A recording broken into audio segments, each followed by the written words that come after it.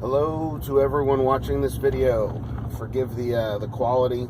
My cell phone bracket to hang this thing up and actually go from a flattering angle is not possible today, so you get to see my second chin.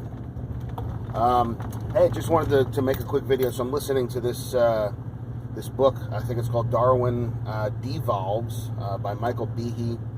And it just triggered a thought in my head. So those of you who know me kind of well know that I'm a non-malicious hacker. I've been involved in computers since, well, for those of you who really know, since the days of 110 baud online communications, right? 110, then 300, then 1200, 24, and then so on. Now we have high-speed fiber optics and even laser based internet in some places, although laser is just emerging. Probably won't take off. I'm not sure what they're going to make the standard in the future.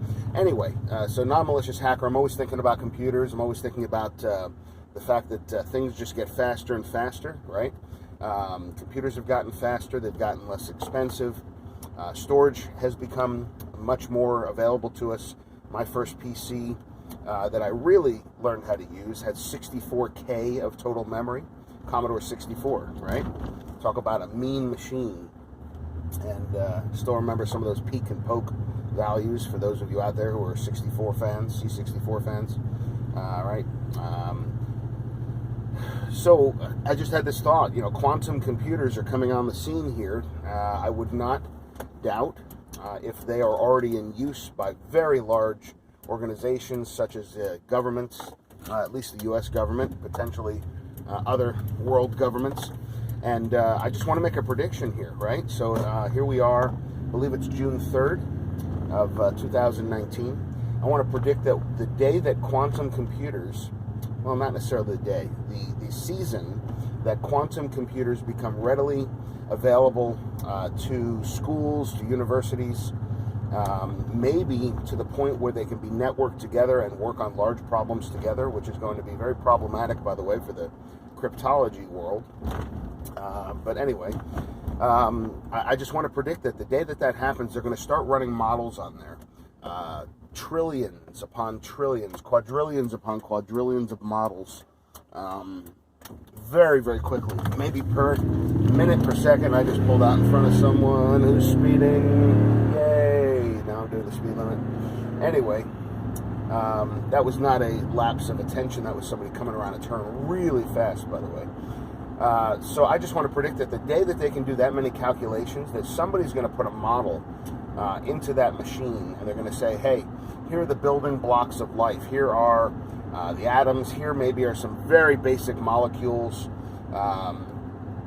They may even make the leap past those very basic steps and say, here are the building blocks of the universe as far as, you know, helium, hydrogen, all of those things. And they're going to say, okay, now you have an unlimited amount of this stuff.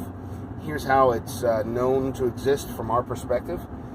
Go ahead and mix them up, collide, do whatever you need to do, and we want to see how long it takes to create a simple cell organism.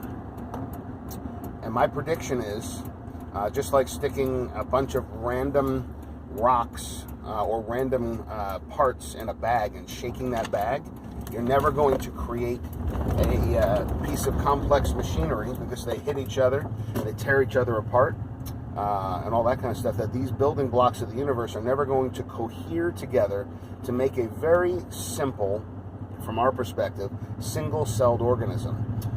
And it will disprove the theory of what I call accidental or automatic evolution. What it's going to prove, at least from our perspective, with our limited computing power at that point, because it's still limited, right, is that the likelihood of an intelligently designed evolutionary process is going to become more and more logical in people's minds.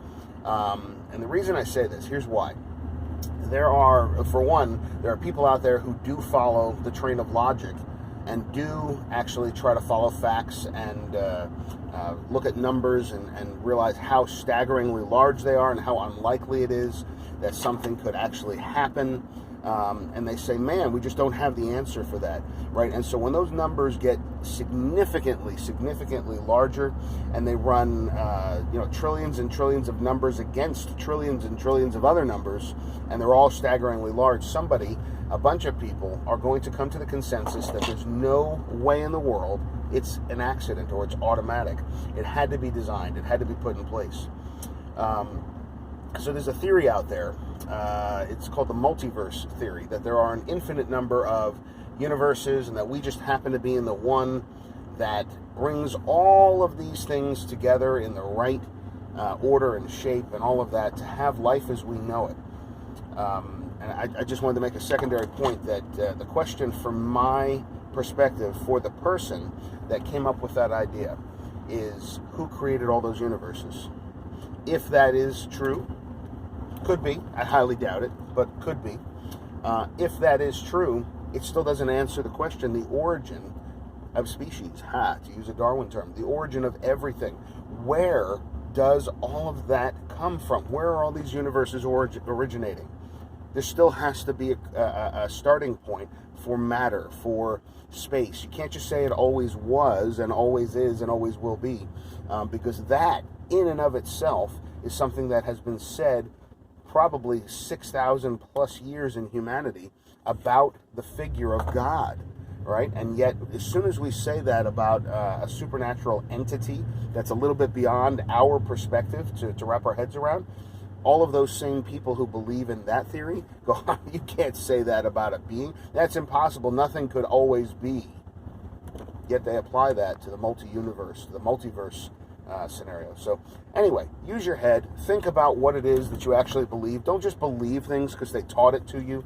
Don't forget that, and no offense to anyone who is a professor or a teacher, but don't forget that usually those who are in very high-level educational positions, experts, if you will, on biology, on physics, on any of those things that you would consider the logical places to start when you're thinking about this stuff, those people aren't practicing those things anymore. They're reading in books, right? And they're believing what other people are saying, and they're thinking about those things the same way that I am right now, to be frank. But they're not actually they're not testing, they're not going out there and doing what I call experiential exercises. So you can't know that something is true until you actually experience it in a lot of cases. And I say that about faith. You can't know that faith is true. You can't know that God is true by testing it, by putting it in a test tube or into a laboratory and running it through. You have to actually experience it. So even after these quantum computers come on the scene and they're super powerful and somebody figures out how to network them to really leverage their power even more, if that's even possible. I'm talking from lack of knowledge on what those PCs are. Maybe you can't network a quantum computer, who knows? But after all that happens, you're still not going to have proof of anything.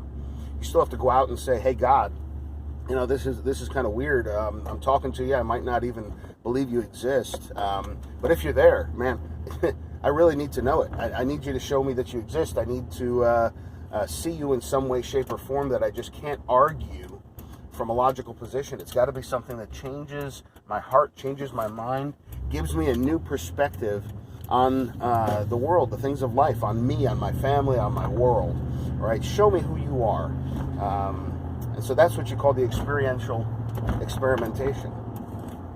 Go out there and see what pops up after you invite him to pop up. So God bless you guys. Have a great day. I'm pulling into my shop now and try to get that bracket fixed so I can have a much more appropriate angle for you guys to watch me spout off and pontificate.